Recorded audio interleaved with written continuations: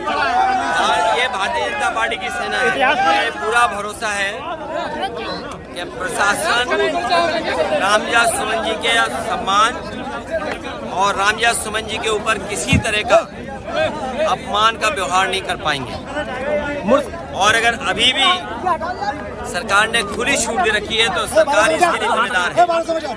सरकार ही इसके लिए जिम्मेदार है। चाहे वो मध्य प्रदेश में गुना में हो, चाहे आगरा में हो, आप किस तरह से इन सब बातों कर रहे हो। रामजीलाल सुमन ने तो पहले राज्यसभा में कह दिया था कि मैं असहमति है तो मैं इस पर खेद व्यक्त करता हूं। उसके बाद लेकिन बाद में अब क्या बोल रहे हैं? नहीं अब आप तो उसको मैं आगे की बात बता रहा हूँ ना। उसके बाद अखिलेश जी को समझ में आई कि ये तो बहुत अच्छा मसला मिल गया है, क्योंकि इससे वहां पर आप सोचिए, पहले अखिलेश जी ने भी उसको कहा था कि पन्ने अलग होते हैं और उखाड़ दिए और फाड़ दिए, लेकिन बाद में उनको समझ में आया कि ये बड़ा मसला है, क्योंकि आगरा जो है दलित जो वोटर के हिसाब से बड़ा मजबूत शहर है और वो इलाका भी।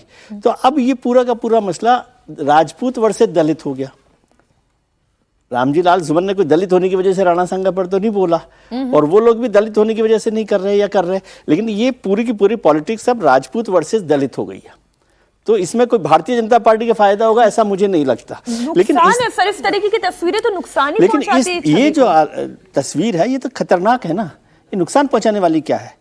लेकिन फिर वही बात होगी कि ये इससे पहले इन्हीं करनी सेना के लोगों ने उनके घर पर हमला किया था, और सरकार इसको देखना चाहिए। हालांकि ये है कि बहुत कड़वी बात है, लेकिन यही अगर कोई दूसरे समुदाय के लोग कर रहे होते तो अब तक बुलडोजर आप चला चुके होते। बिल्कुल, कहने की जरूरत ही नहीं है, बुलडोजर चला चुके होते आप। अभी जो धरना प्रदर्शन हो रहा है वो तो शांतिपूर्ण तरीके से हो रहा है ना, जो वक्फ के नाम पर मुर्शिदाबाद को एक छोड़ दीजिए। हाँ, तो बाकी देश भर में तो हो रहा है ना। बाकी तो